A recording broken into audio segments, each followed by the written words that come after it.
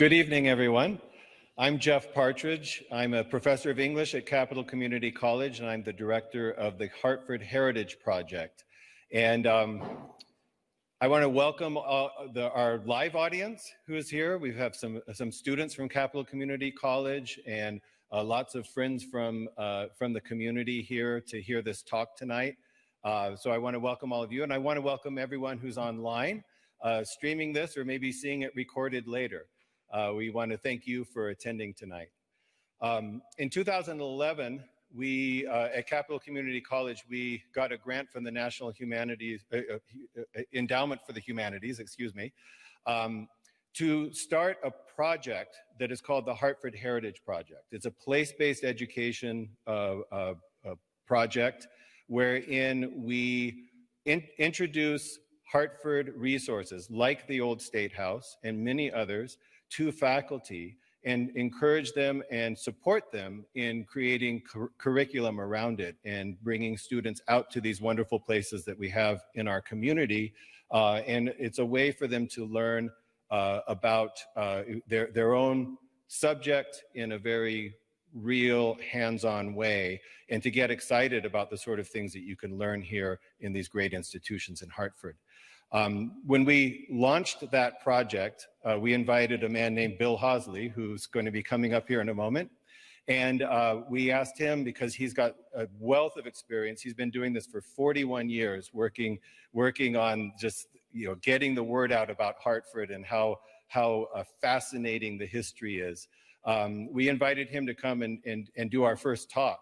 And it was amazing, the sort of things that he was telling us about Hartford. And so tonight, he's going to be doing that same kind of thing again. He's going to be showing for you everything that is valuable in Hartford and in terms of learning and the history and the rich history here. One of the things that Bill often says is that you can't love a place you don't know. And so his mission and our mission in the Hartford Heritage Project is to introduce Hartford in a way that will make you feel something good about it, because there is so much good here. I want to thank the Old State House for hosting us for this whole series. And please do tune in for all the other series and come down and meet us in person. We're going to be here the next on Thursday nights, and we have a Saturday tour as well that's going to be fabulous. But now I'd like to welcome Bill Hosley to come up and give his talk. Hey, thank y'all for coming out. I'm really thrilled to be here again, and I really mean it. I didn't grow up here. People go, "Oh, well, how did you get interested in Hartford?" I knew a little bit about it, and I was always interested in New England. I grew up in New York State, but it's been a blessing because we are sitting, as I often say, on a gold mine. There's so much here to animate the spirit, inspire affection, and all those good things. So we'll get right into it. This program is an update, is an up-to-date version of the presentation, as Jeff mentioned, that launched the Hartford Heritage Lecture Series in 2018, a program that uses the resources of this place as a fundamental part of the learning experience. It's timely, innovative, and necessary idea, not just because historical perspective and critical thinking matter, but because it addresses one of the fundamental challenges of our time, the challenge of civic attachment. Civic attachment. Hartford was and is a great place with an abundance of institutional excellence and a cultural heritage that few places this size can rival. To know Hartford's journey of the past 386 years is to be overwhelmed with a sense of aspiration and resourcefulness. As Maya Angelou famously intoned, our lives have indeed already been paid for by the toil, sacrifice, and effort of those who came before. Gratitude is the wellspring of civic spirit. Civic spirit nurtures socially cooperative behavior, teamwork, and entrepreneurship. By revealing the narrative power of art, architecture, and artifacts, we celebrate the value of local knowledge and access to cool and authentic stuff from the past. Close observation and awareness that places are enriched by the stories we tell transforms everyday learning and living into a pathway for engaged citizenship. Place matters. Place matters. As it is impossible to love a person you don't know, it's also hard to love a place you don't know, and not just in the present, but through these the layered past that brought us here. So let's dive right in. Gosh, what a world we live in. You know, everything, we are constantly bombarded with things that distract us away from what I would call civic affection.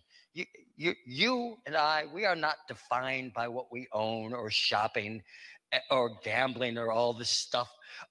We are defined by the things of the heart and things, you're constantly told, this is called celebrityism.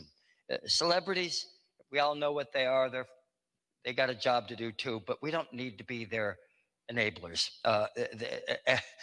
Then, God help us, what have we just been through over the past? The pandemic has been awful. Whatever one thinks of Trump or Biden or the political moment, the monument removals, to me, it's been kind of stressful. And so what I'm trying to do here, and this is not new in a sense, strident intolerance, and also there have been certain periods of tremendous strife and conflict in our national life. So this is not entirely new.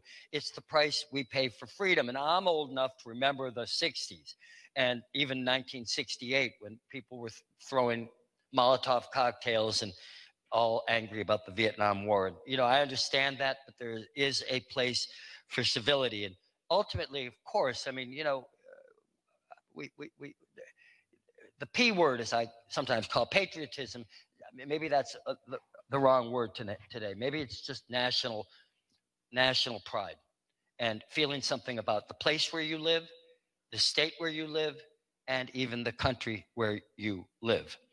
So who knows, poor Liberty, she's probably cringing, but there is an antidote.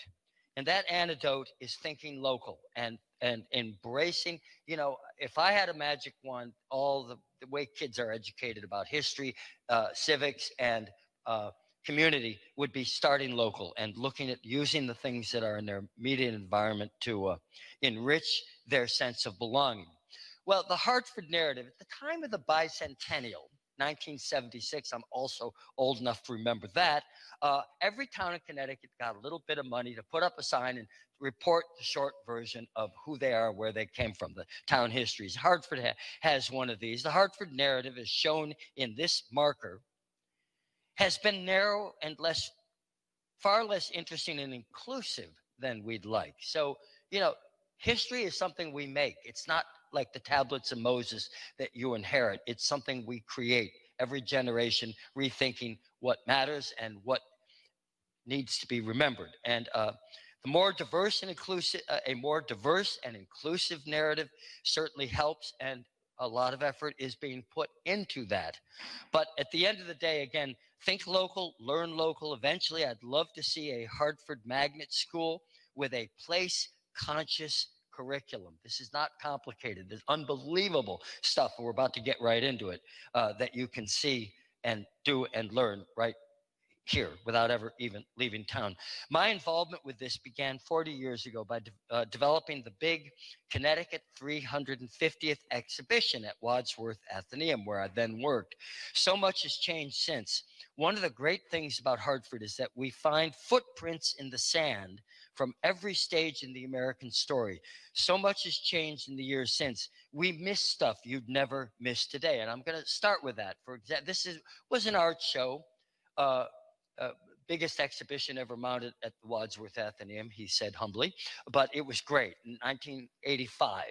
But we overlooked all this, and the fact that by the time the English and the Europeans arrived, the indigenous peoples had been here 10,000 years. And so much we've learned since, and there's a lot more that can be learned. The Sakyog tribe, one of the Connecticut River tribes that lived here for thousands of years before Europeans arrived, were part of the Algonquin Federation. And their early 17th century maps, I mean, sure most of you know that Connecticut is an Indian name, and you look at and think about place names in this region, and the native history is present in those place names, but it's also present in artifacts. These are some of their progress and scholarship in the range of museums dedicated to the study and preservation of Connecticut's indigenous peoples' culture has grown with the Indian Research Centers in Mystic, Washington Depot, and the Tanaquidgeon Museum in Uncasville. If you ever get a chance to visit Uncasville, the picture on the middle left there shows our tour guides and some of the artifacts there. It's really great, and you learn a lot. And of course, the crown jewel of Native American museums and cultural studies, the Mashantucket Pequot Museum, which really it didn't even exist when we did our Connecticut River exhibit. So much to learn. That picture on the lower right also actually shows the beginnings of the Pequot War, which, you know, the English and the natives started. There was a lot of friction almost right off the bat. So there's a lot of history we don't always talk about, and maybe we should. Alas, narratives about our first peoples were romanticized and typically emphasized the peaceful transfer of lands, which was not always so.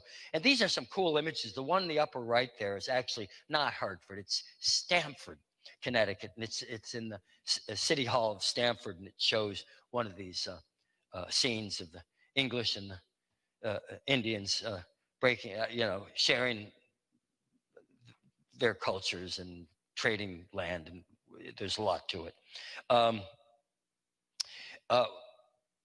Knowing our place in a deep, granular, and compelling way starts with geology, geography, and Connecticut's abundant waterways. And the picture on the upper left shows the three major watersheds in eastern Connecticut, the Connecticut River in the middle, and then the Housatonic on the right. So one thing, and really water is kind of what made Connecticut rich, because at the beginning of the industrial age, water was the power source for industrialization. And then the rocks. In November, I'm doing a program, Zoom program for the the Gun Museum in Washington, Connecticut, on the history of the marble industry in Western New England. And it's a topic I love, but that's different geology in the West and the East.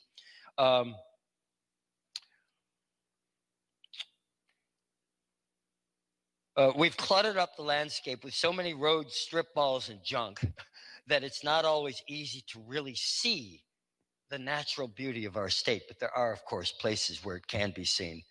And my dear friend Lester Smith will enjoy this, because did your father engineer that bridge?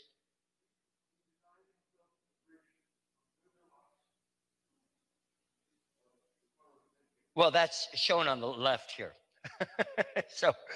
And it's just, the river itself is gorgeous. First came the Dutch, paid tribute in the lower right by the 1890s office building for the Capewell Manufacturing Company in Hartford. That's a Dutch colonial revival, Dutch revival building. On the upper left is a conjectural illustration of the House of Hope, which was the Dutch settlement in what is now Dutch Point, near where Coltsville is. And on the upper right is the Onrus. This was a ship it's a reproduction of the boat that the Connecticut River Museum in Essex owns and operates.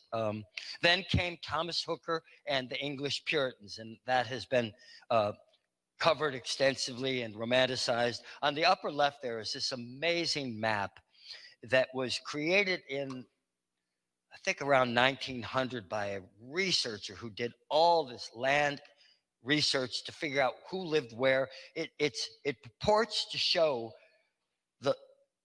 the plots, the land, who lived in every location that was then developed in 1640. So Hartford, became rather quickly developed, and there are many stories connected to that era. I don't know if my friends at the old State House have ever seen this. Maybe they have, but I found this about a year or two ago.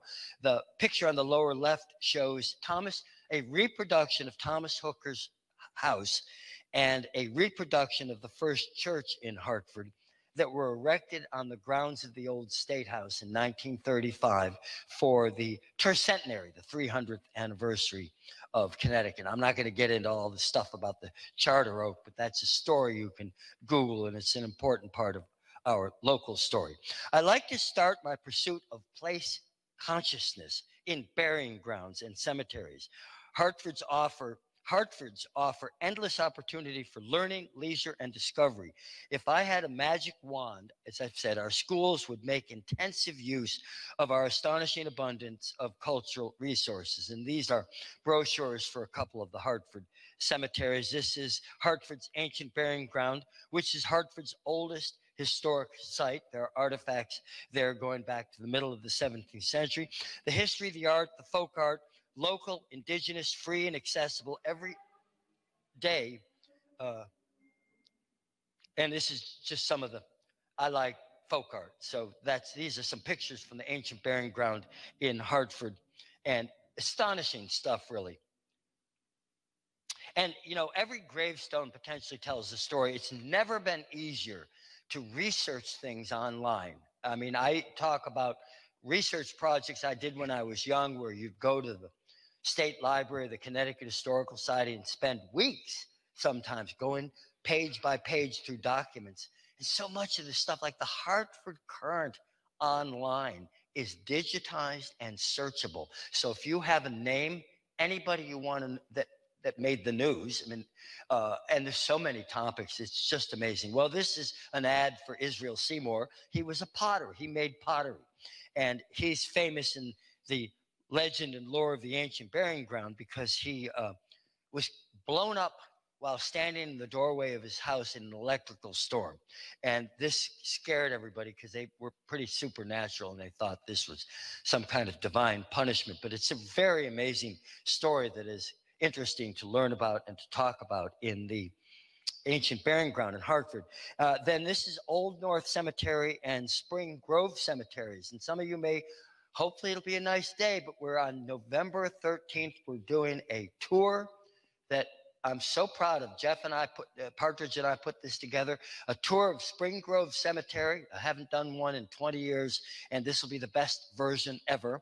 And then we're going to be at the Faith Congregational Church, the continuing parish of the oldest African-American congregation. Do I have that right? In Hartford. And their history group is going to interpret that. There's so much to it. And so these are two cemeteries in the North End. I've spent a lot of my years here interested in working in the North End of Hartford. My friend Rebecca Tabor here, we used to work together at the Connecticut Landmark Society.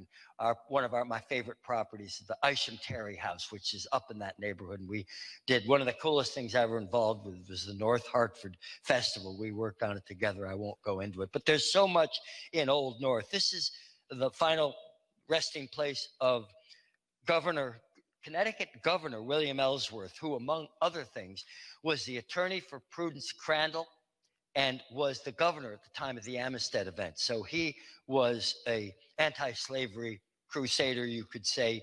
And these are, you know, the stories that you can tell standing in front of these monuments are wonderful. Cedar Hill Cemetery is where all the lifestyles of the rich and famous. You go there, you see it. Beautiful stuff. And by the way, these cemeteries often have wonderful plantings, trees, flowers. So they're, I like to call them one-stop shopping for art, history, and nature. These are J.P. Morgan, Katharine Hepburn, Elizabeth and Sam Colt, and then the lower center there, Civil War General Griffin Stedman are all buried in Cedar Hill Cemetery in the south end of town. Jewish heritage, a handful of parish burying grounds, including Beth Israel, and then Temple Beth Israel, now the Charter Oak Cultural Center. So there is, you know, the diversity that is Hartford is widely apparent in the artifacts. St. Patrick's Cemetery up in the North End, Irish Hartford, so much unstudied and ripe for inquiry and discovery. And again, I've spent 41 years at this. I do other things, but local history has been my thing. And I have barely scratched the surface of what's possible to know and learn. Again, these sites are a veritable learning lab, open daily and for free. And I've had fun at various times taking some of the Capital Community College students around, looking at stuff. And for a number of years, I did parents and alumni weekends at Trinity College, where we'd get on a bus and we'd go to this place, and I'd always take them to things. You know, everybody's heard of the Mark Twain House. Mark Twain House is great. There's so much nobody's heard of, and a lot of it's free. So those are the places that I like to go. Architecture.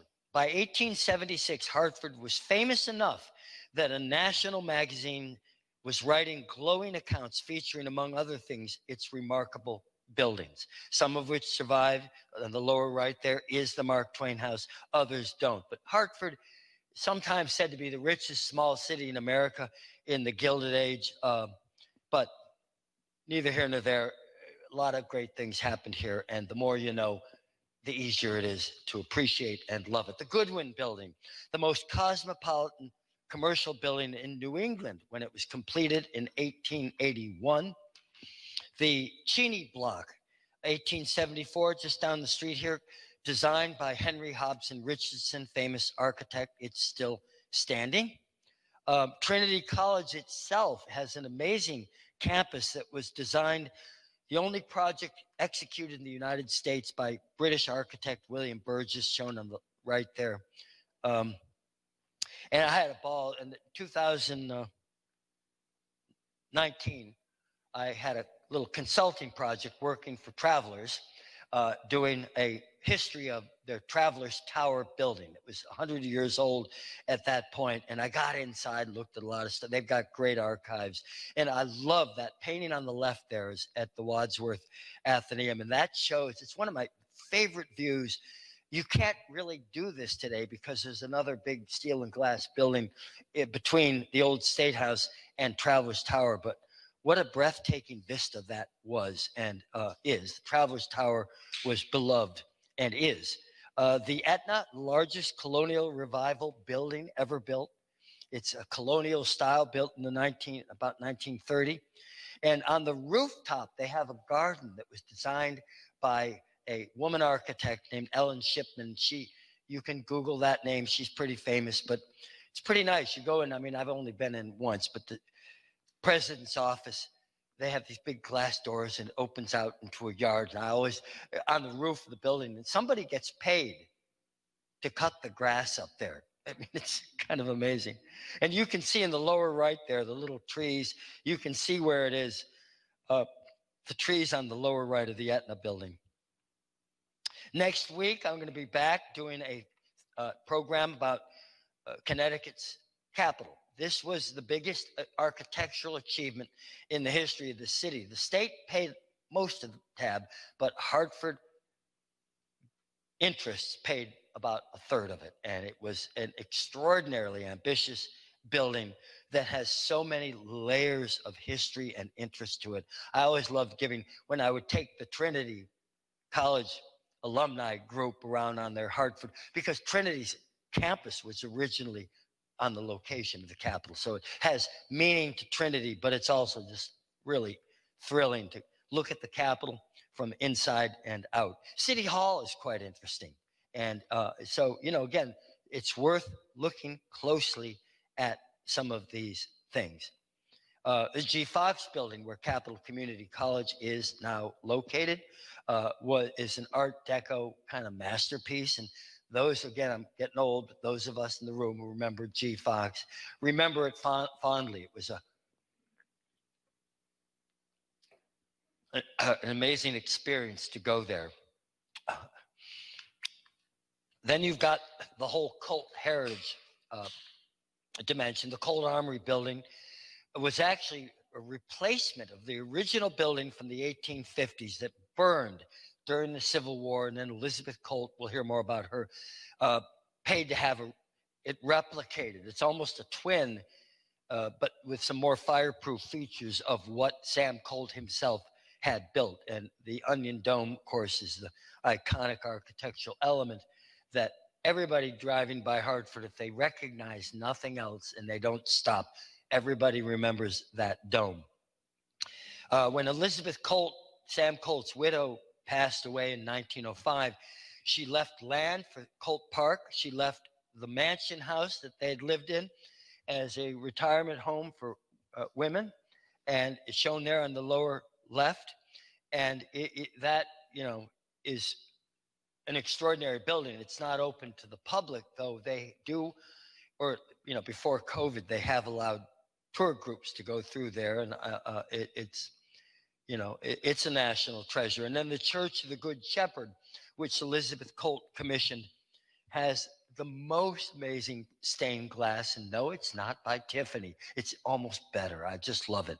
And when the Church of the Good Shepherd was completed and opened in 1868, 69, it was described in national magazines as the finest example of ecclesiastical, you know, church architecture in America when it was new.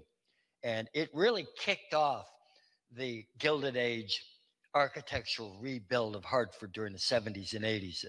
Trinity College was part of that. Other things were. And then the Colt Memorial House. Sam and Elizabeth Colt had one heir that lived to adulthood. They had several children that died in infancy, but young Caldwell lived longer, but he did not outlive his mother. And when he died in 1894, Elizabeth Colt commissioned this incredible national treasure. I call it this kind of almost eccentric masterpiece of Victorian design by the architect of the Mark Twain House. But it was before the Mark Twain House was built, and it's very biographical about Caldwell Colt, and it's one of the earliest buildings in the United States. Architects call this contextual design, where you design something that is meant to blend with something that already exists. So the church and the parish house kind of look like alike in a way, similar, but the parish house, the memorial house, was built almost 30 years later. So pretty cool. And then even the worker housing in Coltsville, there are all these units that are still standing. The Potsdam Village units on the upper left and lower left shows a contemporary photograph. Sam Colt had them built in 1858 and 9, and he called them his little Swiss cottages. And a lot of the workers at Colt were German immigrants, and that's a whole story in itself. I already mentioned the Capewell Manufacturing Company and the Dutch colonial architecture. I still don't get it. It's amazing to me the number of buildings that have been rehabbed into condos in the past 15 years. The Capewell building sat there sucking wind for about 20 years. I don't know how long it was, but it was at least. And really, I just thought it's never going to be rehabbed. Well, it has been, and it's a really desirable place to live, and the office building is great, and there it is. And then, the stained glass stuff just across the street from Capital Community College was originally known as Trinity Church. They now call it Christ Church Cathedral, and it was where Trinity College had their graduation ceremonies for decades. And it is just spellbinding. The Gothic architecture, the history, the references to local people, the stained glass. And I even got up in the tower, and I didn't ring the bell, but I saw the bell and took a picture of it. And it was made, Troy, New York was the bell capital of the world at one time. And it was brought in from Troy in the 1820s. And it's just, it's a great, great building. And then we have so many houses of worship in Hartford. And some of them, to be honest, are kind of in trouble because there aren't as many people living in Hartford as there were. And of those who live here, there aren't as many. Hartford in 1830, 40, 50, probably, I don't have the exact number, but I think 75% of the residents went to church every week. I mean, it was, in terms of the high levels of religiosity, never seen anything like it. And so there were a lot of churches and a lot of buildings. And this one breaks my heart. And Rebecca will remember this because this was on our Living History North Hartford Festival in 2004. And it's known as Sacred Heart Church. And former mayor Eddie Perez, this was the church he grew up in, and it was, you know, in the late years, it was mostly a Hispanic congregation, but it was built for the German Catholic community that mostly lived in that part of Hartford. And it has been empty now for 4 or 5 years. I think the building is for sale, and I don't know what's going to happen to it, but I love it. The interior, look at this piece of stained glass. It's just great. And it's right behind the Keeney Clock Tower. And if you ever get a chance to do one of the Isham Terry House events where they open up the clock tower and Isham Terry, in the past, we've gotten into Sacred Heart Church, and it's great. Another church that's for sale, and St. Peter's Catholic Church on Main Street in Hartford. They had a school, a convent house, and this church built at the same time as Elizabeth Colt's Good Shepherd, and it's, you know, it's empty right now, and who knows what's going to happen to it. As I mentioned, on November 13th, we're going to do a tour of Spring Grove Cemetery, and right next to Spring Grove, you can see the picture on the left there, is AME Zion, an African-American church. We're not going to go inside there, though I have been inside. On the right across the street, is the Faith Congregational Church, and maybe next year we'll have Jeff tell us all about the whole thing, because it's really a great story, and he's doing all this, him and a group, fabulous research and learning more about it. The Reverend Pennington, shown here, we'll hear more about him, but James Pennington was, you know, attended Yale. He was a college graduated African American preacher, anti-slavery, just a whole story in itself. Could go on for an hour. I won't. Art Deco. Who doesn't love Art Deco? The Polish home is where it is because that's where the Polish community lived, and a lot of them went to worked at Colts, and it's part of the multi-layered, multicultural story of this great city. And then this is almost across the street from the Isham Terry House, right near the Keeney Clock Towers, known as the Flatiron Building on High Street, near the Isham Terry House Museum. I love this building. I fantasized in my sleep about buying it because it was spent 20 years. In fact, it's not occupied now. And I thought, gosh, what a great, great building. And I had a whole plan. I was going to move or see if I could get them to move the Jerk Pit Jamaican. Unbelievable. But I love the Jerk Pit. And I wanted to move them in there or open a branch. And then I got this whole donut thing I won't get into, but I figured right across the street from the public safety building, and I was going to call it Hartford's Finest Donuts, you know, because the police are right there, and we know how much policemen like donuts. We don't know. I'm just joking, but hey, I might have gotten rich. Too late. Anyway, the upstairs could have made nice apartments, and if God is still watching, something good will happen to this great building. The Widows' Homes right across the street from Old North Cemetery.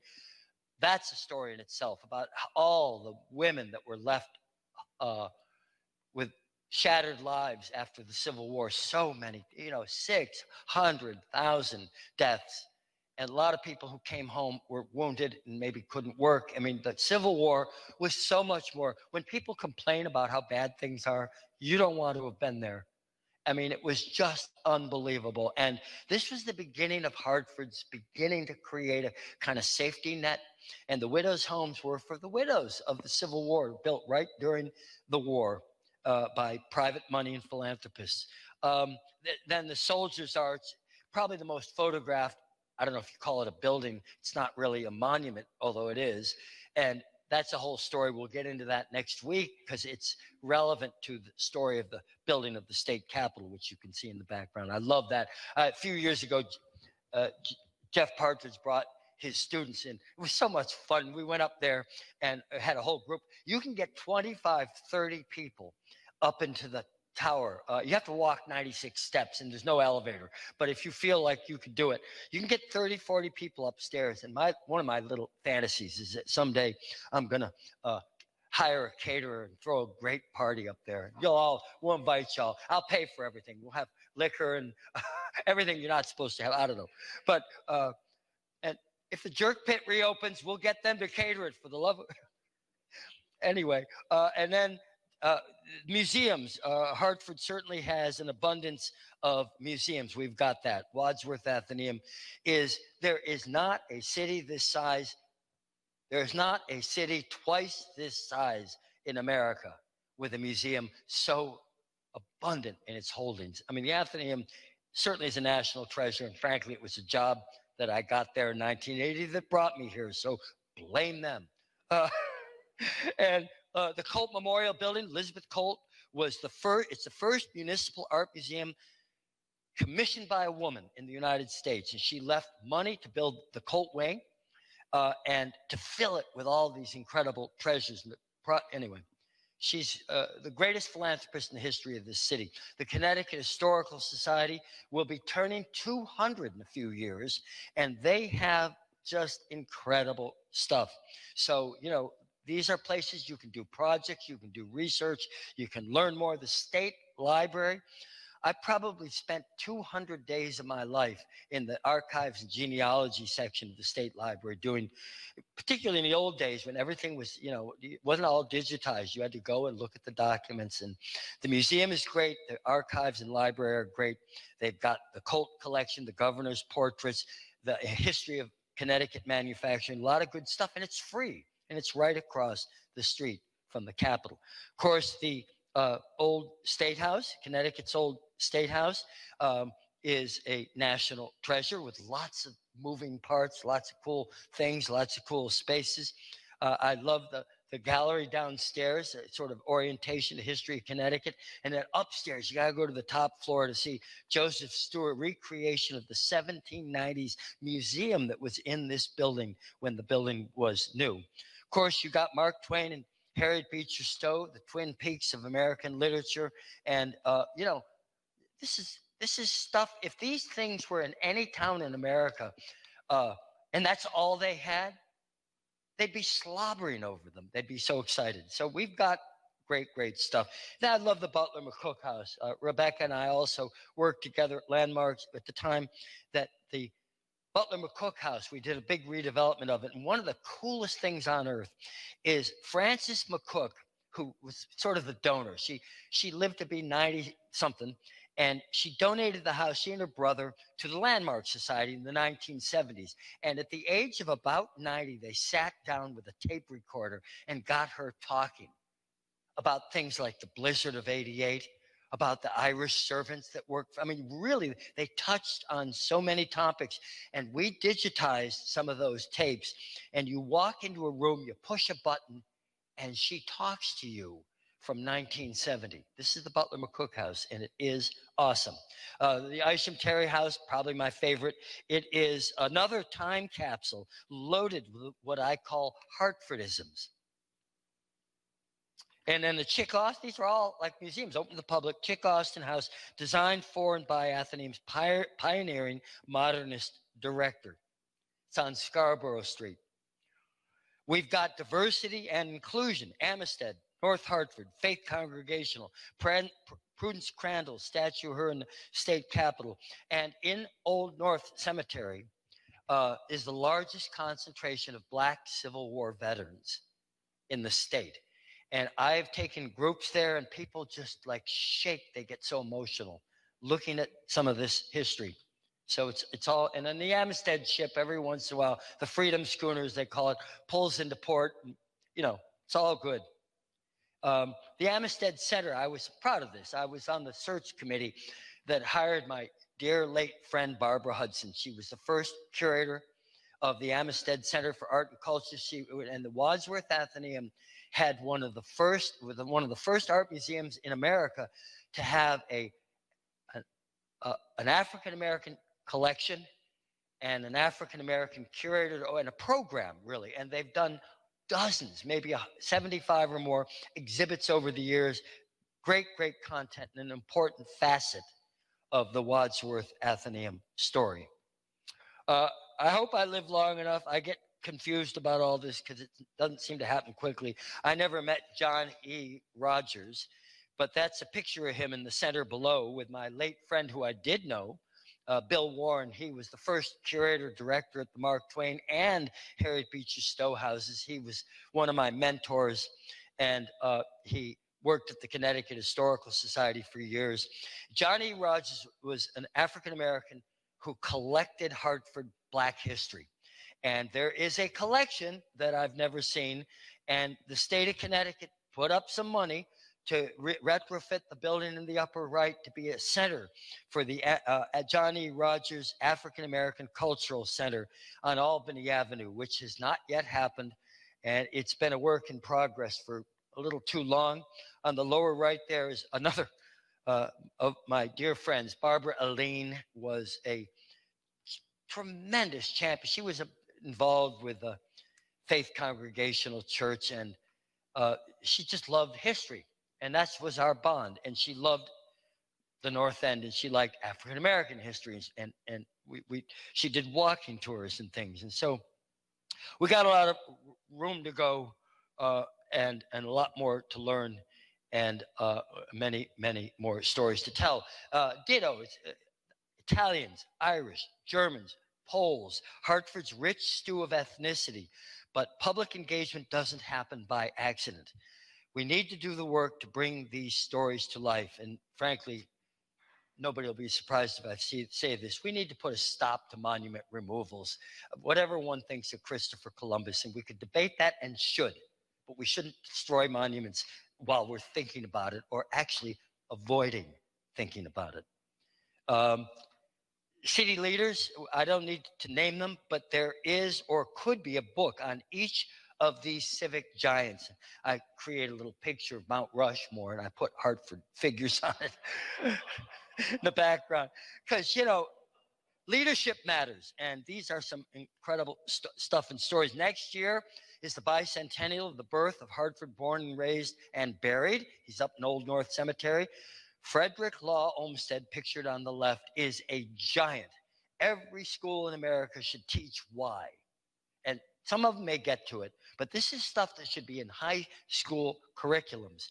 On the right is Frederick Church, the greatest artist of the 19th century. I call these two the twin peaks of the environmental movement. They were both born and buried in Hartford.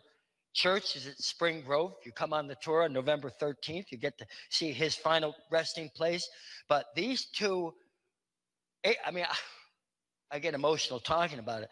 The height of the Civil War, Abraham Lincoln commissions Olmsted, write me a report that will explain why we should save Yosemite.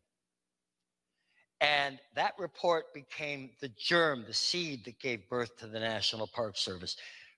Frederick Law Olmsted was a giant. Some lesser known giants, Reverend Joel Hawes at First Church, Center Church in Hartford, wrote a book that was an international bestseller called Lectures to Young Men on the Formation of Character. And this was one of the books that young Sam Cole at the age of 15 or 16 was a parishioner in his church. And, they've got apparently his library is intact, all the books. I was going to do a program for this series this year, but because of COVID, I couldn't get access, about how, why Hartford became the center of the religious book publishing industry in America in the 1820s, 30s, and 40s, and why anyone in 2021 could possibly care less.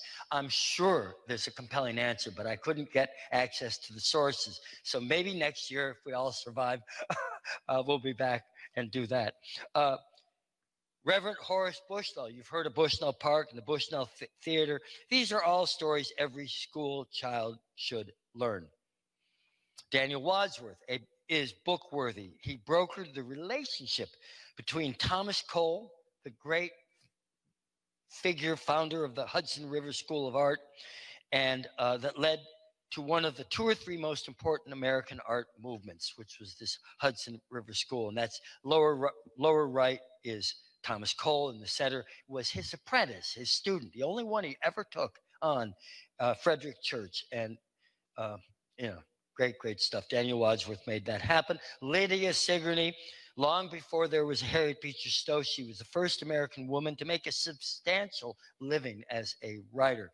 President James Buchanan visits Hartford in 1859 and 58, I forget the year. He was president of the United States, and he wants to meet the great lady, Lydia Sigourney, and he has his carriage pull up to her house because, you know, it doesn't matter if you're president. She doesn't come to you. You go to her. And she's a great story, and her writings should be read.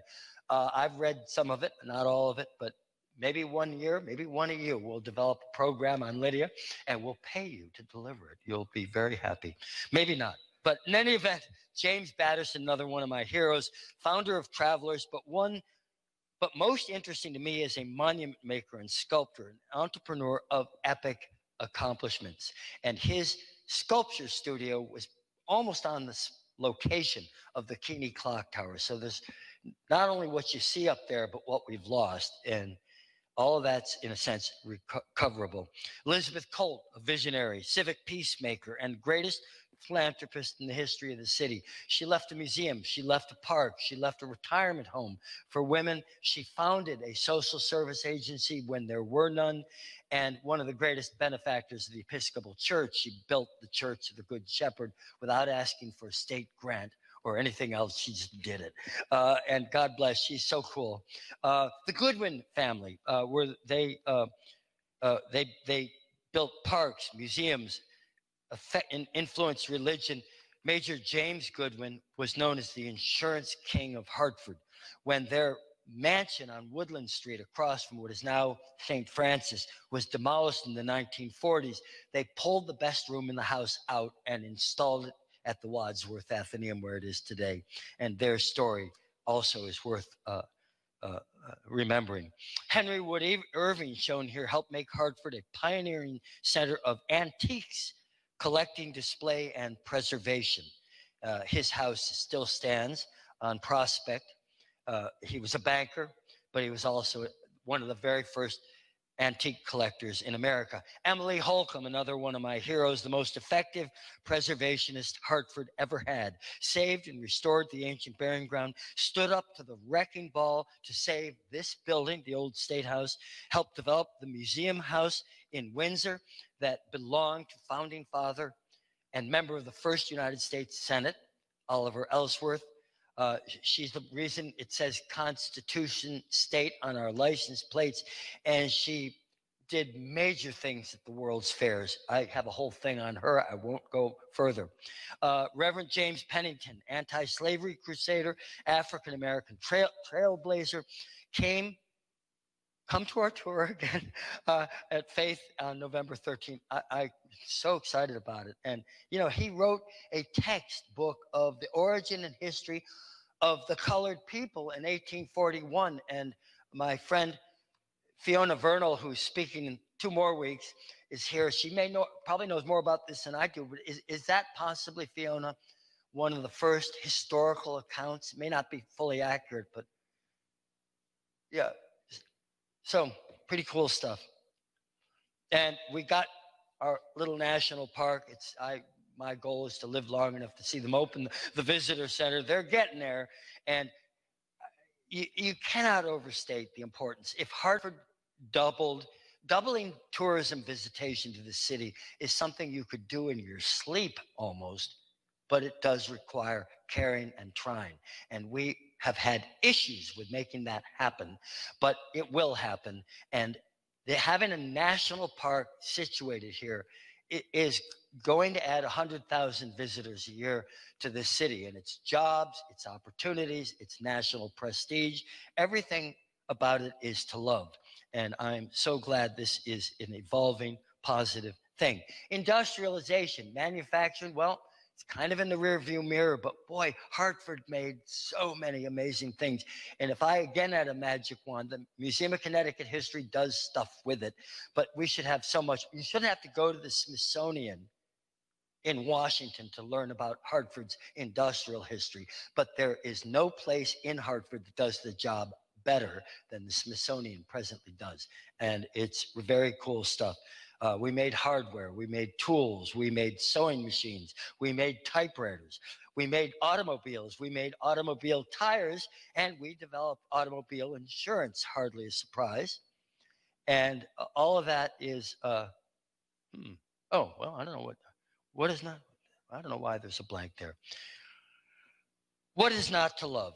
People protect what they love, but can only love people and places and things they actually know about. So teaching local, learn local is, kind of my mantra.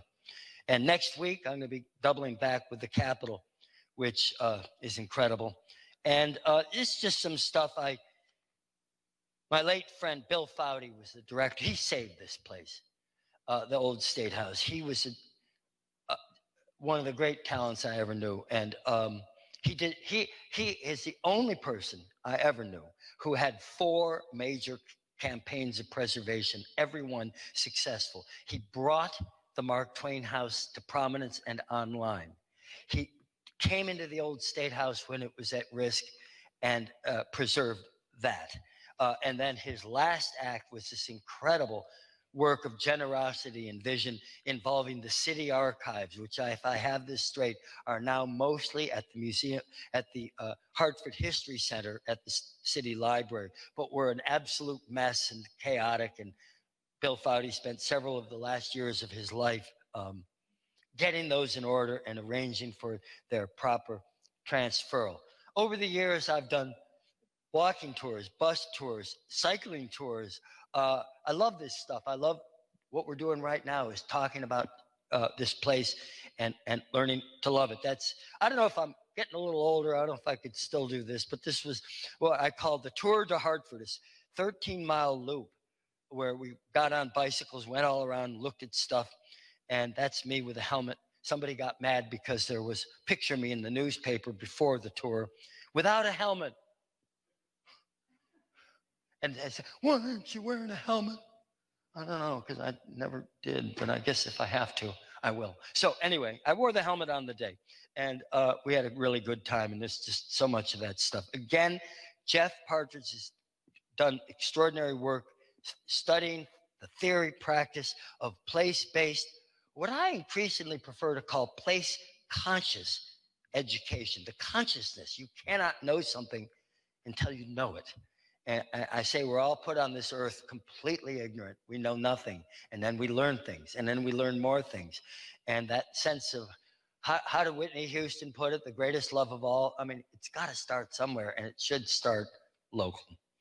Anyway, and again, I've had many opportunities to give walking tours to students. The lower right there is up in the dome of the Colt Armory building. I had a tour group up there. The lower upper left is a group from Trinity at Old North Cemetery, and then another tour group at the Museum of Connecticut History on the lower right. And yes, tourism is not a bad word. Historic Hartford, which you can take the little Facebook thing if you're not on Facebook with it. I post stuff all the time. It's a labor of love, entirely voluntary, but it is what I do in my retirement is try to keep connecting to folks. Tourism is not a bad word. Historic Hartford, which is really not an institution. We don't have tax exempt status. We don't ask for money. We don't get grants, but was founded in 1993 with the mission to double visitation to the city, which I still believe, is not a stretch goal, but it won't happen by accident. I could write a book on why it matters and why it hasn't happened yet. And if you go on my YouTube channel, my name is William Hosley, or just search Hosley Tourism, you'll get the YouTube video that talks all about the tourism opportunity. I've written op-eds. I've done everything but promise to leave town. That might work. I'm kidding. Maybe I'm not. Scholarship matters. The astonishing array of libraries and archives in the cities includes 2 of the finest statewide historical libraries in the country, the archives of the United Church of Christ, the Watkinson Library at Trinity College, the Auerbach Library at Wadsworth Atheneum, and Hartford Public Library's Hartford History Center. With so much online, including the searchable historic Hartford Current, local history research has never been easier. These are some of my kindred spirits. I'm trying to think if anybody's in the room. Well, there's Bill Foudy again. A lot of these people are gone. The upper second from right, Catherine Day. She so deserves a whole hour-long feature. This woman saved Mark Twain's house, saved the Harriet Beecher Stowe house, left it a gigantic endowment, and stood up to death threats in the 1930s for trying to save Nook Farm. And because the usual forces of evil, you know, the only good building is the building we demolished so we can build a new one. The construction industrial complex never sleeps. And she is a Hartford hero. She deserves, when they talk about statues on the state capitol, there are a lot of opportunities. We don't have to take anything out. We can put some new ones in if you want. She would be maybe my first candidate. Ann Kukrow in the upper right did so much to save Wethersfield. Tom Condon, lower right, fabulous journalist friend with the Hartford Current for many years. There's Emily Holcomb on the upper left. And then Jared Edwards, who was, I call him the boy genius. He was the president of the board of the Mark Twain House at the age of 29. And he's now closer to 80. And he has been climbing through barbed wire for preservation all these years since. Well, I'm almost done. Our country may literally depend on what we're talking about. Civics, education, history. Where are we going to get it from? The cohesion, the unity that has been missing for some time. Not pretty. Patriotism, national pride, it starts with knowing and appreciate what's in your own backyard. So on that cheerful note, I think I'm almost done. And do we have questions, comments, live or online? Yeah. Oh, she's asking, where would you put the national park in Hartford?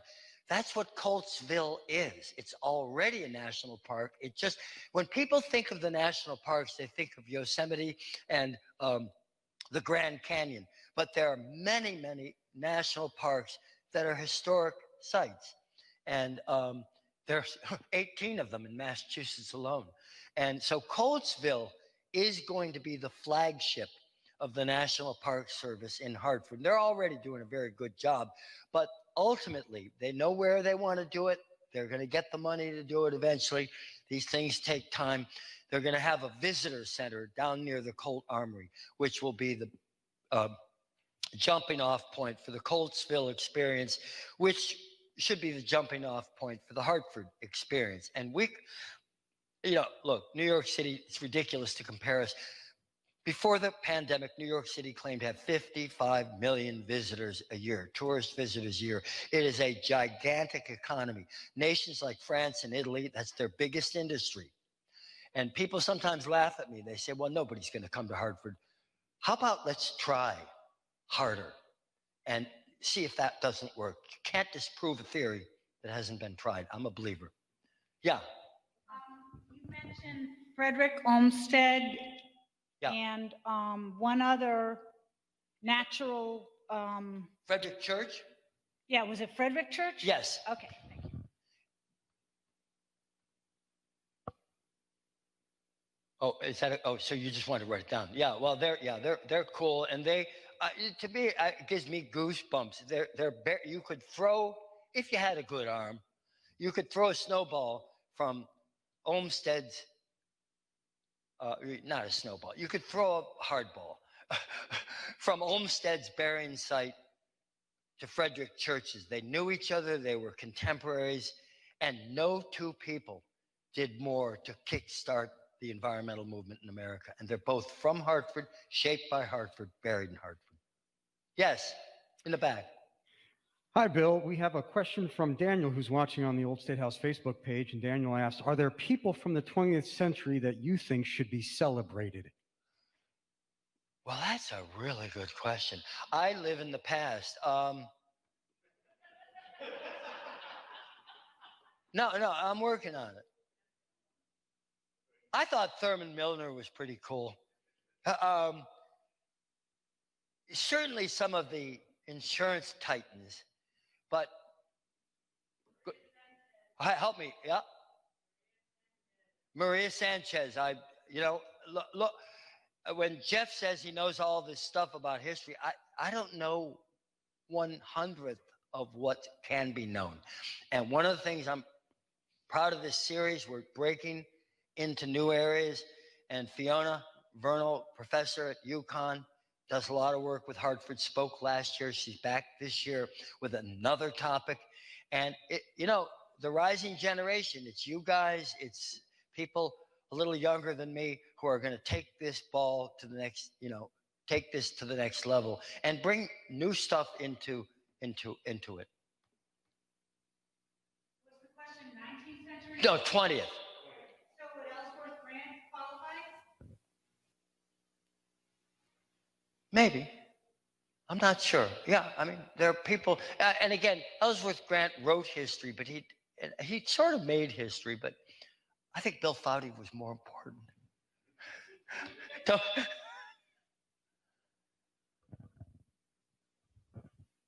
So every good tourist town has places to stay. Yeah. And unfortunately, Hartford has no bed and breakfasts that I'm aware of. And you're very knowledgeable about architecture. Wave your magic wand and tell me where you would put the bed and breakfasts for your tourist industry. Well, Buckingham Street. I mean, look, we don't know what this city will be in 10 years, 20 years, or 30 years. My wife talked me off the ledge. A few years ago, one of those worker houses in Coltsville was for sale for $55,000, which is, it's a lot of money, but it's not that much money for a real house. And I thought, God, this is an 1850 historic building. Wouldn't that be pretty cool if you could stay in a building that Sam Colt had designed and commissioned? Tourism and the hospitality piece, where you stay, restaurants, those things kind of ramp up in tandem. And, Hartford is not entirely visitor ready, but there's plenty to do here. And we go to a lot. I mean, we're a couple of years ago, my wife and I, before the pandemic, I joke about it, and I hope this won't offend anybody.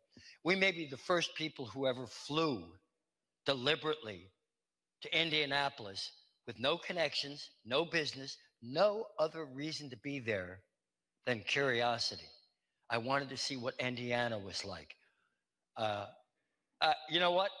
There's amazing stuff. Indianapolis is very cool. And we got to get in the game. I mean, I taught a course on placemaking and heritage tourism in Boston for a number of years. And I happened to spend weeks at a time in Boston in August during the height of the tourism season. And at the height of the tourism season, Boston does 75,000 visitors a day. Hartford right now is maybe doing 150,000 tourist visits per year. I think we can improve on that. Yeah. Well, I will agree with you on Indiana because my daughter went to Indiana University, and you might be interested to know that the World's Fair, St. Louis World's Fair, they had the Connecticut State Building, which was modeled after Lydia Sigourney's house. Yes. And when it finished, it was a big success, and a gentleman from Lafayette, Indiana, bought the building and moved it to Lafayette, Indiana. You can see it today. It's a museum, art museum of Indiana history. And guess who's been there? You have. Yeah, there you go. And I had to go because it was Shep Holcomb's grandmother that commissioned that building. And it reeked of Hartford. And it was so amazing because his own family did not know the building existed. And I didn't even remember how I stumbled on it. But West Lafayette, Indiana, is the home of Purdue University. And then it's home of this Indiana museum that it was the Connecticut Pavilion that you're referring to. And there's also a really great Frank Lloyd Wright House there. So, every place has treasures. Yeah. Partridge here. I don't think it's out of place that we're talking about Indianapolis and other places, because one of the things that I've discovered about getting really interested in Hartford and learning about Hartford and digging in deep and learning to appreciate it is when you visit other places or maybe move to other places. I'm not from here either. You start to look for those things and you start to appreciate the history and the people who came before, the sort of people who have kind of made history for us and blazed the path for us. So I think place-based learning is not just about the place where you are, but it's getting to know what it means to have a sense of place. Absolutely. Beautiful. Fiona, hey.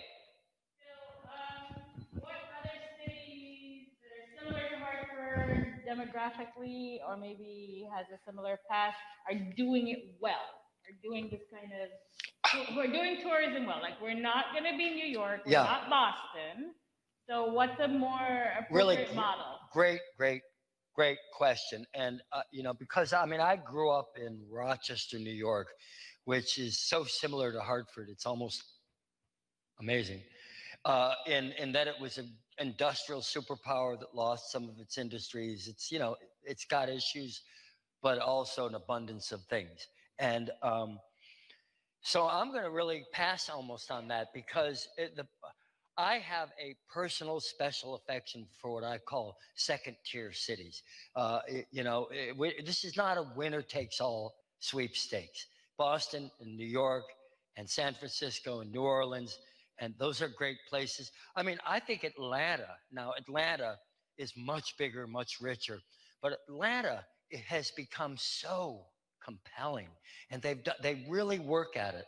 Now, it's not a fair comparison, again, because it's much bigger than Hartford, but I'm gonna scratch my head a little bit on that, and maybe next week I'll have a better answer. But great question. We can look over our shoulders at what other communities do and learn things.